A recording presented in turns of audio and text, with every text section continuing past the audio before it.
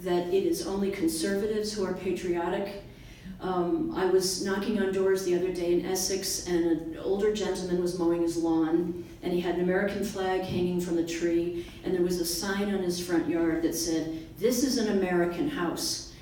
And I have to confess, I automatically thought, well, maybe this guy isn't going to be on for my message, which is one of inclusion. And I was walking along with my own lawn sign, and he said to me, come over here, put that sign down right next to mine. And when I read the sign, it said, "This is an American house. We do not tolerate discrimination of any kind."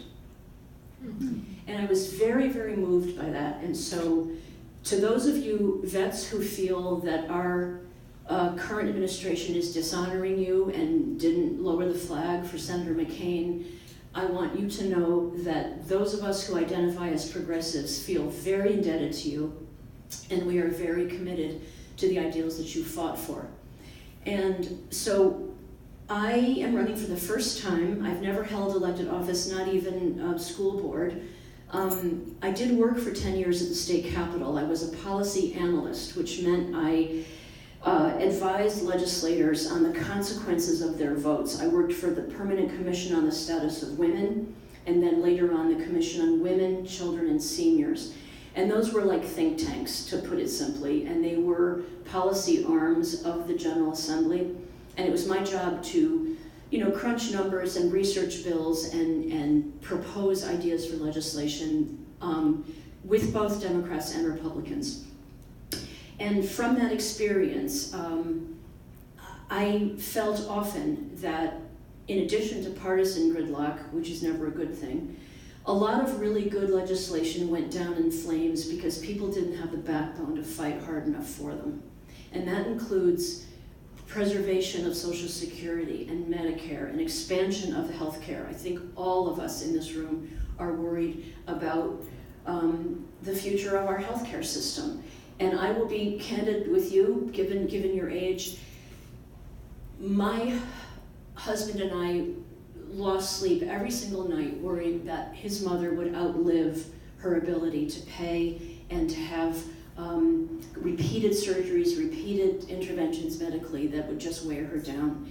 And I think that for those people who cannot afford that, that's just a tragedy, and we really need to do something about that. So when I hear Republicans in Washington talk about how Social Security and Medicare and Medicaid are entitlements, I hate that word. You all paid into it, we all did, we deserve it. And so I reject that word completely and everything it stands for.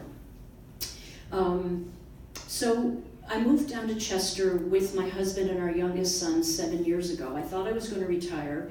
As I said, I've had this job at the state capitol, which I loved. I've been a newspaper reporter. I taught school for 10 years. I was talking to a woman earlier who's a former Spanish teacher. I taught English, grammar in particular, and journalism. And I even owned a bowling alley once, so I'm a small business owner as well. And all of this experience is what kind of multiplied and made me decide to run, because I felt that it was my time. And I'm grateful for you for being active and for being here and for paying attention and not giving up. And I think it's on all of us, young people and middle-aged people and old people. We all have to pitch in because our country is in a crisis. And I don't say that to further the anxiety, but to empower you to know that you have enormous power to help change it. So let me just give you a little quick scenario by the numbers. The Connecticut Senate is tied 18 to 18. By that I mean 18 Republicans, 18 Democrats. The lieutenant governor is the tiebreaker, and so Nancy Wyman was the tiebreaker, up until going forward. The House, for which I am running, the House of Representatives, has a 5 or 6 person majority of Democrats, but effectively only 3, because there are some conservative members who very often vote with Republicans. If the House shifts or the Senate shifts or both, and becomes a completely Republican-run bicameral House, just like we have in Washington, we stand to lose a great many of the things that a lot of you in this room fought for. If any of you women fought for reproductive rights or for credit. 1973, as recently as 1973, women couldn't get credit in their own names, and I bet some of you in this room suffered that, right? Not to mention sexual harassment, which now we have a word for. I would be amazed if some of you women in this room didn't experience that in your workplace or in your schools. Now we know it, we know what it's called, we know how to fix it, we still need the will to do it. So that is why I'm running. And over the course of my lifetime, and I'm sure this is true of many of you, Connecticut has gone from a place with a beautifully diversified economy. When I was growing up, we had manufacturing, we had, the famous Yankee ingenuity, which at the time is what we called high tech. We had defense, we had insurance, and we had arts and culture and tourism. And now we're dependent on some hedge funds and some big, huge companies that we bribe not to leave, and then they leave anyway. So I want all of you to think back to what you remember as being best about Connecticut. And that's what I would like to see us return to or go forward ahead again to. And I think we can do that, but we need to get back to our roots of believing in the goodness of one another, of our democratic ideals. We need to stop vilifying people who are different from us, whipping up false fear that we're all under attack by Muslims. I taught in the Hartford school system. I taught Muslim kids for 10 years, and I am telling you, they were the best behaved, the most respectful, and the most likely to do their homework. So, this vilifying of the others is just something that we have to stop. So that's sort of, those are the things that are on my mind. I care about the environment very, very much. Those of us who live down here are very pleased with how clean the Connecticut River is. I remember growing up when it was filthy. You wouldn't let your dog drink out of it. It's the cleanest it's been in 100 years. That is at risk if we do not retain a Democratic majority, because the Republican agenda is about deregulating everything so industries can start dumping into the river again. Things that are unthinkable like that. We thought we fixed that. We checked off that box and we moved on. And a lot of those things are happening again. People of Jewish faith are being harassed and attacked in this country. And so it's not just Muslims, and it's not just people of color, and it's not just women, but it's really almost every one of us. Every one of us in some way has something about us that separates us, whether it's a physical disability, a mental illness, a financial situation. And if we start, if we remember that great poem by the German philosopher Niemöller, and I know sure a lot of you know it, and he said, I didn't do anything when they came for the Jews because I wasn't a Jew. And when they came to the Catholics, I didn't do anything because I wasn't a Catholic. And they came for the professors, and I wasn't a professor. And then by the time they came for me, there was nobody left. So it is not an exaggeration to say that that's where we are. Again, or we are on the precipice of that. And the good news, the thought I want to leave you with, is that the 10th Amendment, which as you know is part of the Bill of Rights of our Constitution, gives states power to block federal legislation, and the exact language is, if it ever becomes necessary to protect the people. And there are examples happening right now in our land where it is necessary. And if I'm elected, I will use all my powers of persuasion, powers of oratory, powers of negotiation, 62 years of being feisty. I will use all of it to block the negative, hateful things coming out of Washington, and to invest in our state and believe in our state and believe in our young people and believe in our industry and believe in the goodness that we have here. And that's why I'm running. So I would very much appreciate your vote, or at least I would appreciate it if you would think about it. I wanted to introduce you to two folks. Catherine Sullivan, who's here filming this, I think. She is one of my wonderful staff helpers, and she is putting out lawn signs. She's helping me arrange public speaking. She's doing all my social media. Are any of you on Facebook? Couple, okay. How about email? Do any of you do email? Okay, great, email. So if you would like, I would be happy to add you to my email list so you can know what we're doing. This gentleman over here is Jonathan Ferrigno, and he actually is the assistant to the Speaker of the House, Joe Arasimowicz. And I am privileged to have Jonathan with me because the House Democratic Caucus believes in my race. Every year they pick a couple of candidates to support financially and with staff and with volunteers, and I am one of a handful out of 151, so I'm very grateful for that. So Jonathan, I get him for the next couple of weeks. And I was also endorsed last week by a fellow named Barack Obama, who chose a few races in all 50 states to put some support behind, and mine is one. So I feel privileged to run. I feel equal parts terrified and very, very uplifted by the questions I've had, by the interest, by the volunteers. So on that note, I'm going to stop, and if any of you have any questions, I'd be happy to answer them or do my best to answer them. And again, I appreciate very much your paying attention and you're being so astute. One of the things that came up in a casual conversation was plastic bags. The saga of the plastic bags. Some states, charge for them and some don't. Do you have any feelings about that? So she was asking about mandatory banning of plastic bags. Yes, I think it's a really good idea. I've been bringing my little canvas bags with me to the grocery store since 1972. So I am a person who's never used plastic bags in the grocery store. I think we need to do it in a way that doesn't discriminate against poor people, but they are reusable. And those heavy-duty ones that stores could easily give out, which would cut down on their own costs. Yeah. Paper bags cost about 2 cents to the grocery store. That's why when you bring your own, they count them up and then they take it off your... Why don't they just give them to loyal customers and say, please bring it back? And if they don't, then people should be charged. I believe in that. I mean, our environment is too fragile to have us keep throwing bags away. Thank you. That's a good question. Thank you. It just seems like, looking in past political elections, that we're all these little tiny towns, and Haddam is this big town. And that's going to be a problem, I think, for you, and I hope you'll concentrate on that to be able to overcome it, because I was so surprised at the last election results, and they said, well, he was a hometown boy.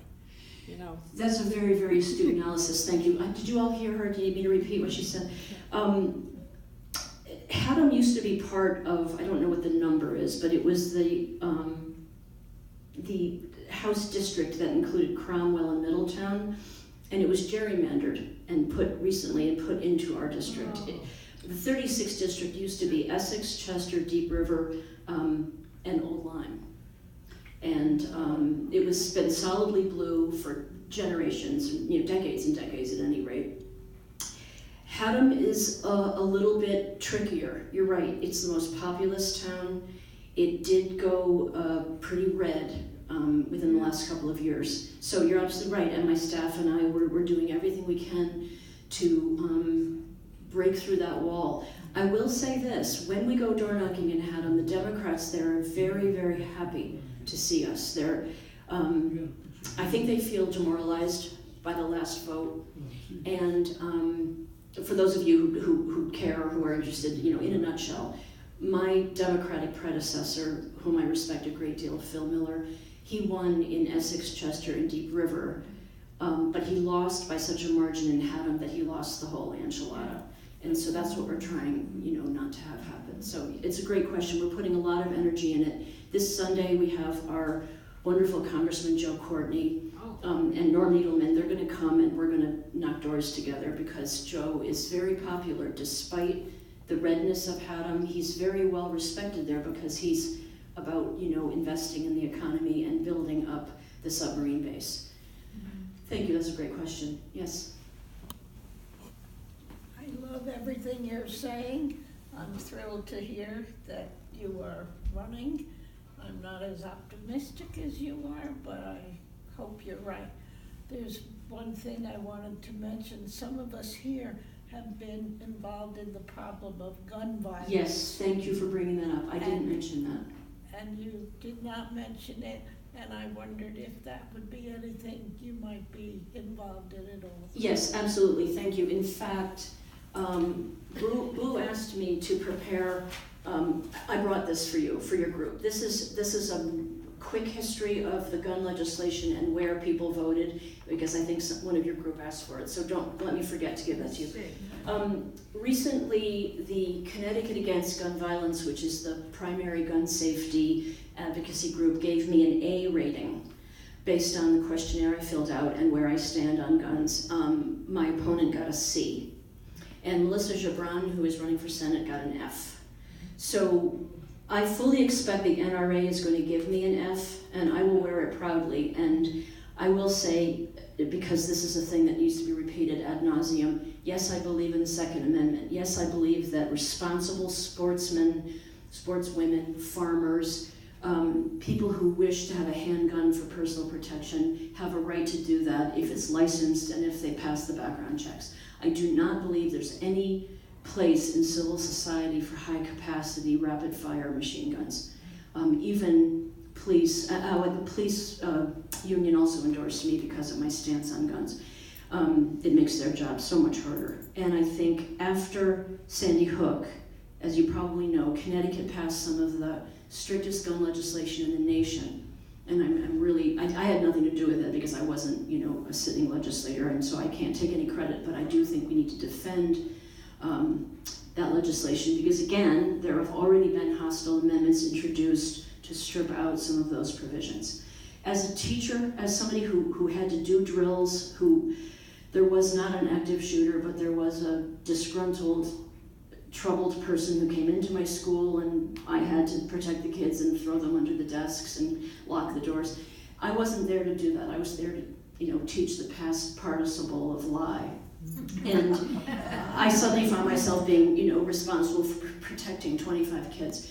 I don't believe in arming teachers at all, and I think that's destined for trouble. Thank you. And thank you again. Those of you who probably don't have young children in the school system anymore, you may have grandchildren. A lot of older folks say, well, I don't really care what goes on in school. That's all in my past, but thank you for caring. It's terribly important, and this generation grew up fearful for their lives every time they go to school. When I went to school, I was afraid I'd forget my gym bag. My brother was afraid he'd get in trouble for flunking math. It never occurred to us that we would lose our lives. And I have young friends in their 30s and 40s who have a kind of PTSD when they put their kids on a bus every single day. And that's real, and that's so wrong. So yes, gun safety is enormously important to me. And in fact, I will say candidly, there were some more established and probably more astute political people than I warned me about, don't go too far left on guns, because this is an area where people really love their guns. And I don't want to run for office and get elected lying about where I stand on guns. That's why I got an A from the citizens group. So thank you for bringing that up. I just forgot to mention it. I knew you would say all those things because of the way you feel about everything else. It all does fit together. Thank you. I just was going to tell you that many of us here used to hide under the desk because we were during the war. The nuclear fallout, right? Well, it's also similar. I was talking to an Israeli who was back in the States, and she said that it was just what you said. She said every time we send our children off to school in Israel, we pray that they come home again. Mm-hmm. That was a powerful, I just couldn't believe it, and we're in a police state now. We're getting closer and closer to the way, it is in Israel. Absolutely, and one of the things that you just said, ma'am, made me think again that we need to be astute consumers of the news, because most of the people killed in this country are from domestic terrorists. They are mostly male, mostly white, and mostly young. They're the handful of people who died at the hands of a couple of Islamist radicals or a couple of women, I guess, is nothing compared to the people who will pass freely through our borders every day and pass gun checks, and they're the ones who shouldn't have it, and they're the ones who are doing the mass killings. But we don't call them terrorists because they're American kids with white skin. But yeah, it's epidemic, and unless the rest of the country starts to follow some of Connecticut's lead, one of the pieces of legislation that was from last session was about what they call bump stocks. I know you probably know what that is, but for those of you who don't, but they're devices that can automatize, if that's a word, a weapon, turn a regular weapon into a rapid fire. And then we have ghost guns, which are these untraceable guns. Well, think about where Connecticut is located, right? Along the I-95 corridor. Those guns are passing through our state, and so we have to pass legislation to make sure that those bans stay in place. And Norm Needleman's opponent, Melissa Gebran, voted against banning the bump stocks. And there is no human earthly reason for these to exist. Even people who've been in active military duty will tell you they never had a gun that did that. Yes? I want to change the subject. Can you tell us about the Connecticut constitutional amendment that's up for the vote to keep the land swaps from happening? Yes, yeah, great question. So one of the constitutional amendment votes that you'll have in addition to electing people, is to safeguard land that is in the public trust, state land, from being swapped out. And this probably came as a result of the famous Haddam land swap that almost happened. And what it would do is it would safeguard those lands so that the public has a right to do their due diligence, to testify, and to have public hearings. What often happens, I'm sorry to say, is that bills are slipped in at the last minute in the dead of night as a way of facilitating and deal making, and then the public doesn't have the right to learn about it, show up in force, write letters to the editor, protest in any way.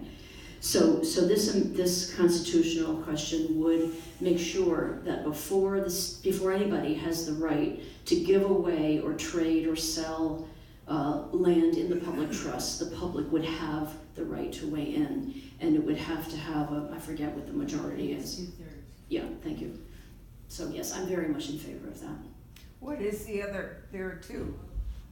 The other one has to do with the transportation lockbox, and again, our infrastructure needs a lot of work. Our transportation system is subpar, and the transportation funds are one of those funds, like the rainy day fund, that monies get swiped out of it, robbing Peter to pay Paul. And we really do need to make sure that funds that are used from the gas tax, or if we were to institute tolls, for example, that money has to go to be used for transportation and not for other things. Are any of you former teachers? I know there's one person here who's a teacher. So another thing that I feel very strongly about is teacher pensions. I am very upset with the Republican narrative that retired teachers are costing us too much money because their pensions are exorbitant. Many folks don't realize that in Connecticut, teachers do not get Social Security. The Teachers Education Retirement Fund is supposed to pay for them. Sorry, did I hit a hot button? Yeah, it's that spousal offset. Yeah. Well, I used to work for the state treasury, and I learned there about, I was the communications director for the treasury for a while, and I learned about the Teachers Education Retirement Fund. And, when people put a real face to this big problem that we keep calling the unfunded pension mandate, well, it's you, and it's me. And it's people who actually taught in classrooms, who took care of our kids.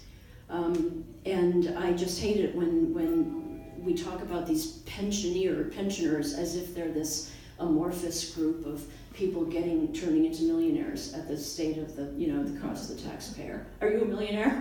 Maybe you are. I don't know. So I think that's a big thing. We need to make sure we protect our retired teachers. One of the questions, excuse me, I didn't know if anything. That's okay. Go ahead. You go first. Go ahead. Okay.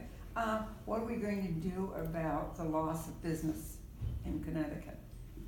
So that's a really important question, because all of these great programs cost money, right?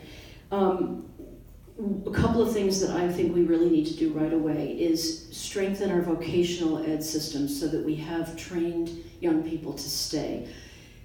Businesses, contrary to popular belief, again, I keep saying the Republican narrative, most businesses are not leaving because of high taxes. The businesses actually pay more tax in Massachusetts and New York, which are the two states they tend to go to the most.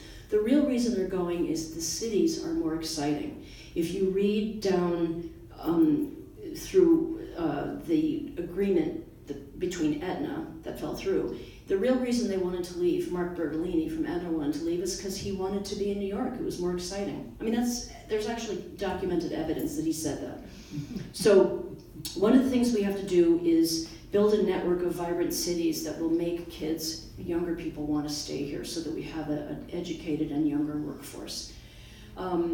And we talk about investing in the state. There are ways to do it that will not break the bank. For example, there are simple things we could do, like the sales tax now exempts internet businesses. Amazon doesn't pay tax to Connecticut, but the mom and pop store down the street that sells books does. I would get rid of that loophole. I would make online companies pay tax to Connecticut so that more small businesses could be stronger and wouldn't have the tax burden. I also would like to see us take all of the millions of dollars that's currently going to what they call the First Five, which is a program, I believe Governor Malloy started it, but it's a program in which millions and millions of dollars are, I'm calling it corporate welfare. It's given to these companies so that they promise not to leave, and they will create, a couple hundred jobs. Well, then they leave anyway. GE did. I would rather take $100 million and divide it 100 ways, if you're following the math, rather than give $5 million to a couple of big companies. I'd rather give $500,000 or $1 million, which is a huge amount of money to a startup, to a small, innovative, hungry, young, homegrown company, and with tax, deferrals and whatnot to encourage them to stay, to hire locally, and as part of their business have a component, if they were, for example, to rehab an old existing factory, which exists all across our state. There should be affordable housing in that, because affordable housing is also killing us. It's another reason why companies are leaving, because their employees can't afford to live here. I would also enact paid family and medical leave and pay equity. The narrative that those family-friendly workplace policies are bad for businesses is simply not true. If you enact sexual harassment prevention policies, there are fewer lawsuits against companies. If you have pay equity, women have more economic spending power. If you have family-friendly workplace policies like paid family leave, people can leave to take care of their elders. If my husband had not been self-employed, he wouldn't have been able to take care of my mother and his own mother. And I was lucky I could keep working because he was home. He was there for the emergencies that inevitably happened as they aged. Most people don't have that privilege. So we have to have policies that will allow workers to continue earning and investing and building assets while taking care of the people they love, whether it's newborn babies or parents as they age. So those are a few of the ideas that I have. It's not to minimize the severity of our economic woes. They are real. But we can't accept this idea that we can cut our way to stability. There has to be money raised as well as some smart cuts. Many people are leaving the state